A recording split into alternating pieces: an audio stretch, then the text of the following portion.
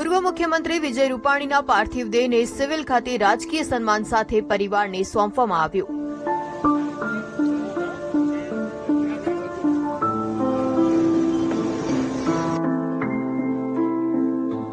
પાર્થિવ દેહ બહાર લાવતા અંજલિબેન ભાગી પડ્યા હતા.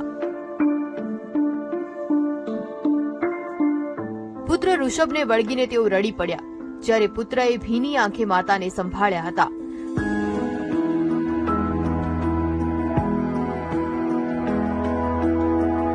આ દરમિયાન મુખ્યમંત્રી ભૂપેન્દ્ર પટેલ સહિત નેતાઓએ વિજય રૂપાણીને શ્રદ્ધાંજલિ આપી.